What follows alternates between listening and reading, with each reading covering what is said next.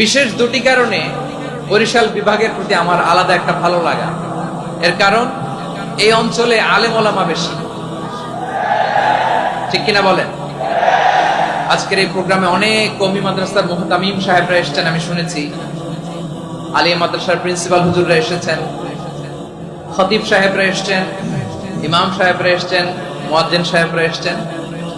এই বিভাগে আলেম ওলামা বেশি। তার প্রমাণ এখানে এই বরিশালের ভেতরে আছে সারসিনা দরবার, ঠিক কিনা বলেন? অনেক হাক্কানি একটা দরবার। সারসিনার মরহুম পীর সাহেব হুজুরের খেদমত করেছে আমি অনেকবার, সুযোগ হয়েছিল আমার ছাত্র জামানায়। তো ওনাদের মাদ্রাসা কেন্দ্রিক অনেক খেদমত, আলহামদুলিল্লাহ। তারপর এই বিভাগে রয়েছে চরমোনাই দরবার, ঠিক কিনা বলেন? ওনাদেরও বিশাল মাদ্রাসা, ধর্মীয় অঙ্গনে, মাদ্রাসা অঙ্গনে, রাজনৈতিক অঙ্গনে ওনাদের অনেক খেদমত। তারপরে এখানে আছে ঝালকাঠি এনএস কামিল মাদ্রাসা। আমরা কায়েদ সাহেব হুজুরের কথা শুনেছি, আল ইত্তেহাদ মা আল ইখতিলাফ, মতবিরোধের সাথে ঐক্য, অসাধারণ কথা।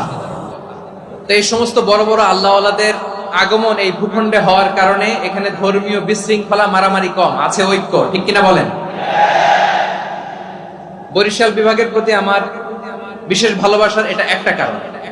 ২ নম্বর কারণ হচ্ছে, আমি ঢাকাতে যে মাদ্রাসায় পড়াশোনা করেছি, দারুন নাজাত সিদ্দিকিয়া কামিল মাদ্রাসা, আমার মাদ্রাসার শিক্ষক মন্ডলীর অধিকাংশ হচ্ছে এই বরিশালের, আলহামদুলিল্লাহ।